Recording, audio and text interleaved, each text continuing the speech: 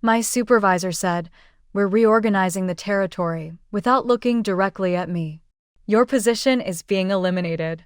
In Marcus Reed's Veltric Optics office, I sat across from him and gazed at the letter of termination he had slipped over his desk. The ink on the $2 million contract I'd just secured wasn't even dry yet. I said, "I understand," in a composed tone despite the raging tempest inside of me. "Thank you for the opportunity." The largest commission check of my career was just stolen from me, Cassandra Doyle, a 36-year-old senior sales professional in Plano, Texas. I had spent 8 months doing everything I could to get Horizon Innovations as a client. I had customized innumerable presentation decks, sat through 43 rounds of negotiations, gone across the nation 12 times, and developed a connection with their CEO that went beyond business. Furthermore, Marcus had determined that my position was unnecessary 2 weeks prior to the payment of my commission. My coworkers were stealing looks at me as I crammed my desk, their faces displaying a mixture of sympathy and relief that they weren't in my position. At 4 p.m. on a Friday, when the majority of executives had already departed for weekend golf outings, Marcus had timed this just so. The best of the office politics playbook. Violet from accounting said, "I'm so sorry, Cassandra," as she walked past. "Everyone knows this isn't right." I kept my cool and grinned at her. "It's just business, right?" It was more than just business, though. It was intimate. The Horizon contract wasn't simply another client, it was my professional apex. After 15 years in the field, the commission would have wiped off my mother's medical costs from last year's emergency surgery. Marcus knew all this. We discussed it over drinks just last month, when he'd congratulated me on nearly closing the deal. Before leaving with my head held high, I took one final glance at the office where I had spent the previous 5 years of my life. When I looked at my phone in the elevator, I noticed a text from Horizon CEO Jonah Freeman. "Is Wednesday's dinner to commemorate the cooperation still planned?" My lips curled into a little grin. Marcus failed to see that business was more than simply statistics and contracts. It has to do with relationships. Furthermore, during the previous 8 months, Jonah and I had developed a foundation of trust and respect that went beyond our business dealings. He had told tales about his kids. I discussed my aspirations to one day launch my own consulting business. I made up my mind when I got to my car. This wasn't over. Not by a long stretch. I had been one of Veltric's best performers for 5 years. I had created my clientele from the ground up, transforming troubled accounts into lucrative ventures. I generated $4.3 million in new business only last year. The sales plaques and achievement awards gathering dust in a box in my trunk were testament to that. But Veltric had been changing. 3 months ago, Gregory Hansen took over as CEO, bringing Marcus Reed with him as the new vice president of sales. The whispers started immediately. They were restructuring to maximize shareholder value, corporate speak for cutting corners. I'd noticed the warning signs but dismissed them. The cancellation of the annual sales retreat, the new streamlined commission structure that somehow always calculated to less than before, the subtle pressure to hand over client relationships to the account management team. My closest colleague, Thomas, had warned me. "They're pushing out the old guard, Cass," he'd said over lunch. "Replacing experienced salespeople with fresh graduates they can pay half as much."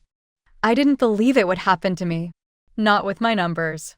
Not with the Horizon deal so close to closing. Growing up, my father always told me in business, loyalty goes both ways. He'd worked 30 years at the same company, climbing from the mailroom to management. But that world was gone. Today's corporate landscape rewarded the ruthless, people like Marcus, who viewed employees as expendable resources. As I drove home, I called my mother. I couldn't bring myself to tell her about being fired. Not yet. Not when I had promised to help with her medical bills. "How's my superstar?" she asked cheerfully. "Just fine, Mom," I lied, forcing brightness into my voice. "How are you feeling today?" "Better than yesterday. Worse than tomorrow," she quipped. It was her standard response since the surgery. After hanging up, I sat in my parked car, staring at my condominium building, trying to formulate a plan. My severance would cover expenses for 3 months. But without the commission, I'd need to dip into my savings for Mom's next payment. Unless I scrolled through my contacts until I found Jonah's number. Our weekly dinner had become a tradition during the negotiation process. He valued authenticity. It was what had drawn Horizon to Veltric in the first place, or more accurately to me. I hesitated for only a moment before pressing call. The line rang twice before Jonah's familiar voice answered. "Cassandra, I was just thinking about you. Still on for Wednesday?" "Absolutely," I replied. "But Jonah, there's something we need to discuss." Wednesday evening found me at La Cantera, an upscale restaurant in downtown Plano, where Jonah and I had celebrated the verbal agreement 2 weeks prior. I'd arrived early, selected a private corner table, and ordered a bottle of Jonah's favorite Cabernet. When he arrived, his smile faltered as he read my expression. "Something's wrong," he said, sitting down. I took a deep breath and laid out the facts. No emotional embellishments. No pleas for sympathy. Just the truth. I'd been terminated 2 weeks before my commission would have paid out on the deal I'd architected, from initial contact to signed contract. Jonah's face darkened. "That's contemptible." "It's just business." I repeated the phrase that had become my bitter mantra. "No." Jonah sat down his wine glass with deliberate care. "Business is about relationships and integrity. Without those, it's just theft wearing a suit." Coming from the CEO of a $500 million technology company, the words carried weight. "What will you do?" he asked. "I've received an offer from Crystalline Systems," I said, referring to one of Veltric's main competitors. "They've been trying to recruit me for years." Jonah nodded slowly, his analytical mind working through the implications. "And our contract with Veltric has a 14-day rescission clause," I said. "We reviewed it together, if you recall. Either party can withdraw without penalty within 2 weeks. I wasn't asking him to cancel. I would never explicitly ask that of him. The decision had to be his based on his own business judgment. Jonah stared at me for a long moment, then pulled out his phone. "Harold," he said to his legal counsel, "pull the Veltric contract. I want to invoke the rescission clause first thing tomorrow." He paused, listening. "Yes, I'm certain. And clear my morning schedule for a call with their leadership." After hanging up, he looked at. "This isn't just about your commission," I said. "Cassandra, during our negotiations, you promised that you personally would oversee the implementation. That was a material factor in our decision." I nodded, feeling a weight lift from my shoulders. "Crystalline's product line is actually better suited for your needs," I said truthfully. "The optical components have a longer warranty, and their custom design team is more experienced with your specific applications." "When can you start?" Jonah asked. "Monday. They're eager to have me on board." "Good." Jonah raised his glass. "Then I look forward to hearing their proposal next week." As we finished dinner, discussing his daughter's college applications and my mother's improving health, I felt no triumph, no vindictive pleasure, just the quiet satisfaction of knowing that in a world where loyalty was increasingly rare, integrity still mattered to some. By the time the check arrived, the first phase of my response to Marcus' betrayal was in motion. Not revenge. The following morning, my phone began ringing at 7 a.m. Marcus. I sent it to voicemail. He called again and again. By the 4th call, I decided to answer. "Cassandra," he sounded breathless, panicked. "We need to talk about what?" "Marcus, my position was eliminated.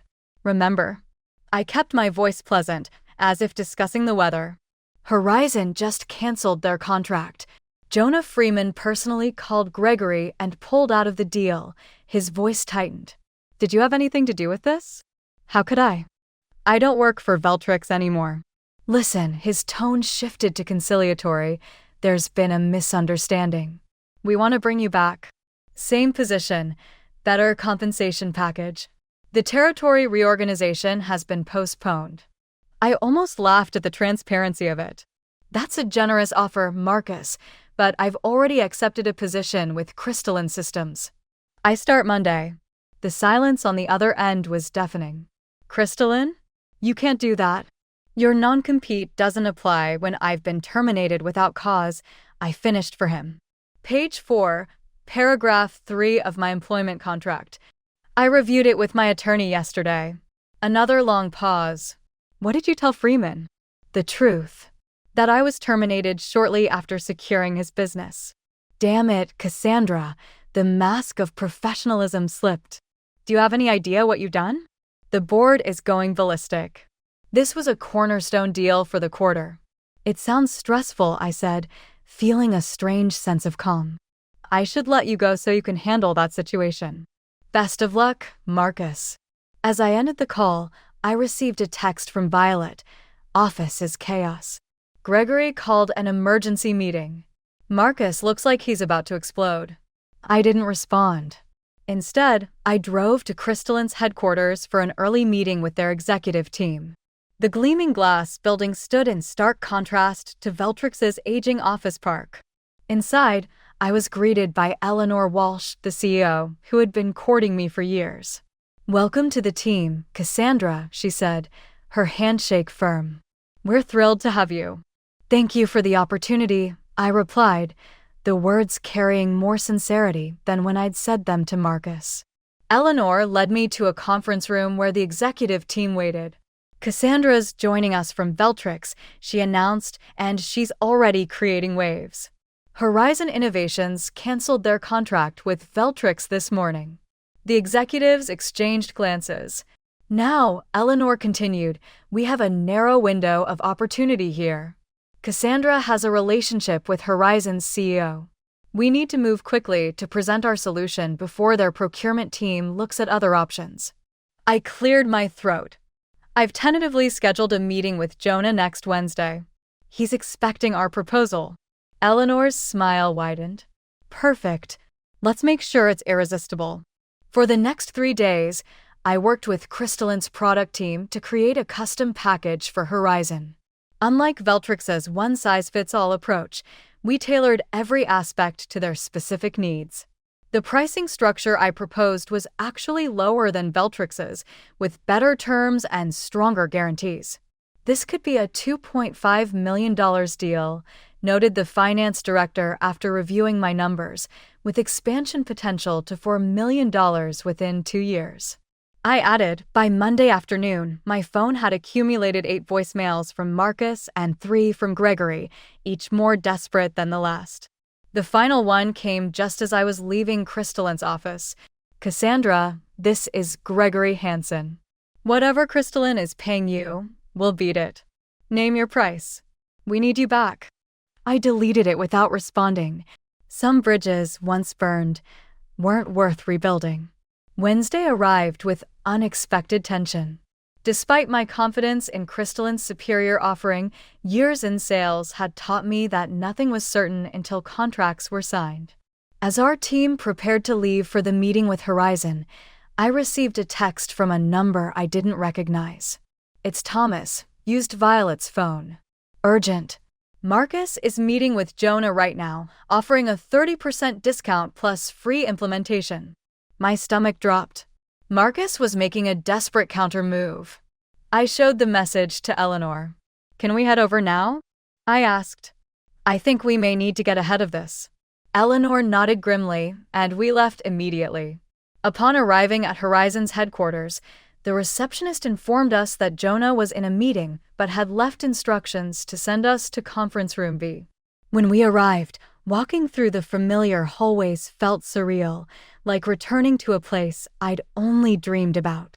When we entered the conference room, I stopped short. Sitting at the table was not only Jonah, but Marcus, looking smug, and Gregory, who seemed surprised by our entrance. Cassandra, Jonah stood, smiling warmly. Perfect timing.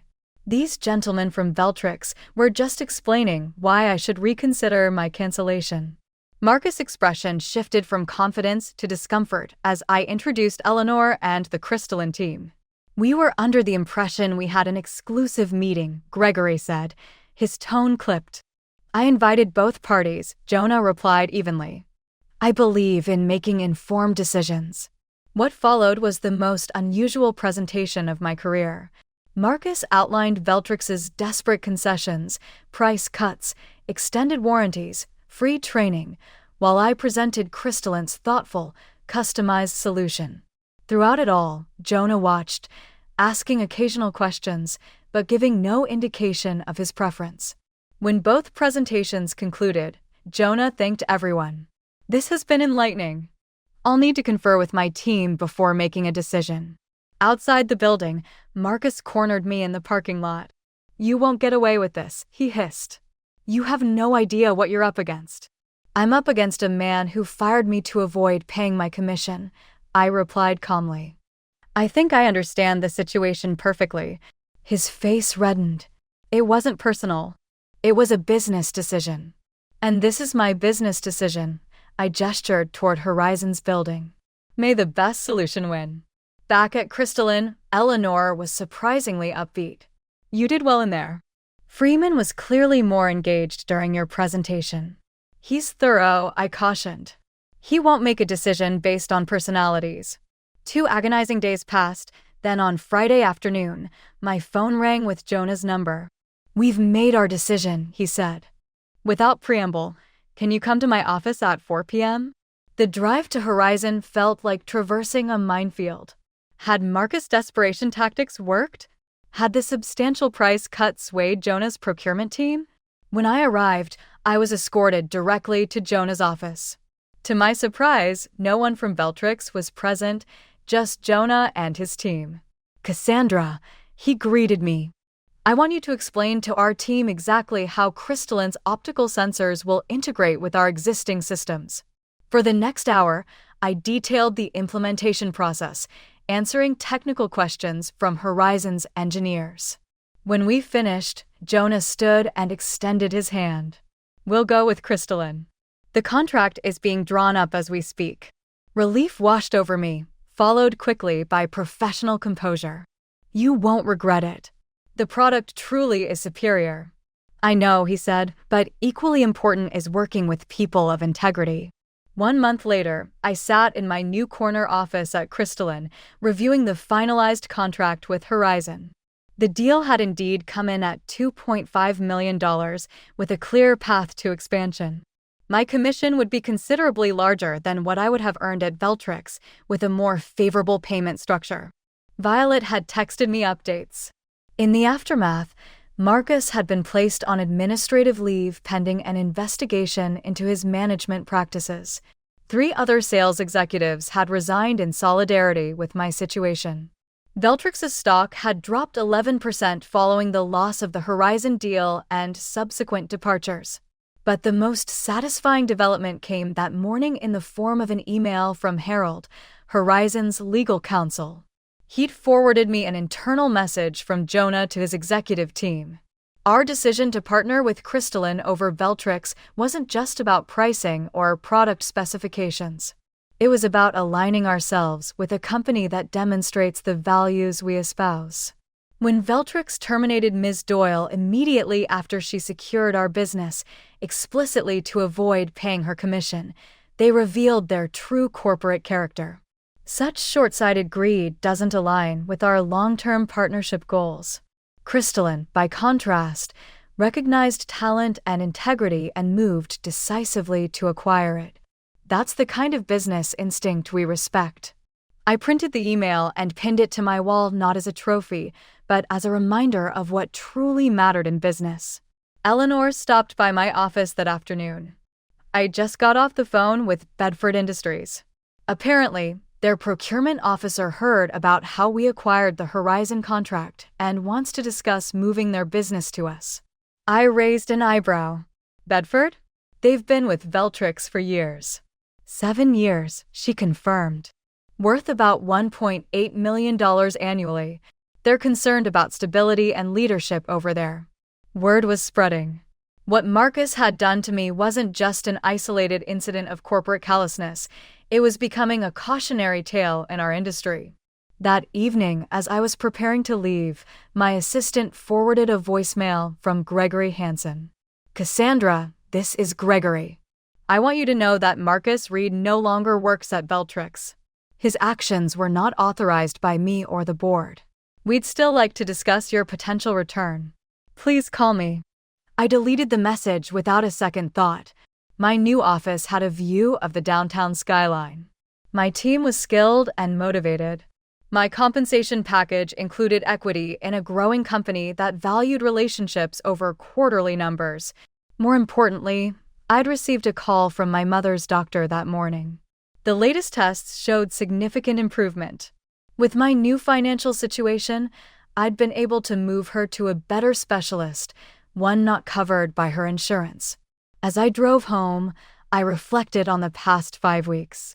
I hadn't sought revenge when Marcus betrayed me. I'd simply ensured that consequences found him through his own actions. I hadn't torn down Veltrix. They'd undermined themselves by prioritizing short-term gains over sustainable relationships. My phone buzzed with a text from Jonah. Implementation team says everything's ahead of schedule. Dinner next week to celebrate? Absolutely, I replied. First round's on me. My father's words about loyalty going both ways echoed in my mind. While the corporate world had changed since his time, some principles remained eternal: integrity, relationships, and the understanding that how you treated people always came back to you in the end. Marcus had taught me a valuable lesson, though not the one he intended. In business, as in life, your reputation wasn't built on what you said, but on what you did, especially when you thought no one was watching. 6 months after joining Crystalline, I stood at a podium accepting the Sales Executive of the Year award at the annual industry conference. Looking out at the audience, I spotted several familiar faces from Veltrix, including Gregory, who offered a tight smile when our eyes met. My acceptance speech was brief and focused on the importance of business ethics and relationship building. I didn't mention Veltrix or the circumstances that led to my departure. I didn't need to. Everyone in the room knew the story. Success in sales isn't just about closing deals, I concluded. It's about creating true partnerships where both sides win. When we forget that, we're no longer sales professionals. We're just transaction processors. The applause was gratifying, but what happened afterward was even more so. A steady stream of industry colleagues approached me, some to offer congratulations, others seeking advice, and a few quietly inquiring about opportunities at Crystalline. Bedford Industries had indeed moved their business to us, followed by 2 other major Veltrix clients. Our company's market share had grown 15%, while Veltrix's had declined by almost 20%. Later, Jonah located me in the reception. "Congratulations," he murmured, touching his glass to mine. "Well deserved." "Thank you for taking a chance on Crystalline," I said. "How's the implementation going?" "Ahead of schedule and under budget," he stated. "Your team is exceptional." I concurred. "They are, and so is yours." Before another colleague called him away, we had a quick conversation about upcoming projects. I was watching him go when Eleanor came over. She showed me her iPad and said, "Have you seen this?" According to the headline, Veltrix Optics announces layoffs amid continuing market struggles. According to the story, the board chairman took over as interim CEO when Gregory Hansen resigned. The news didn't make me happy. Instead, it made me feel inevitable. As I got closer to the care facility where my mother now resided, the fall breeze tossed leaves on the path. She got a private room at the top rehabilitation facility in Plano, with daily physical therapy and state-of-the-art therapies because of my improved financial circumstances. She smiled as I walked in, putting down the book she had been reading. "There's my girl," she said. She was still able to advise me through life's obstacles with her warm smile and keen humor at the age of 68. "How's the new medication working?" I took the chair next to her bed and inquired. "The doctor says I'm responding better than expected," she responded. "I might be able to move back to my own place by Christmas."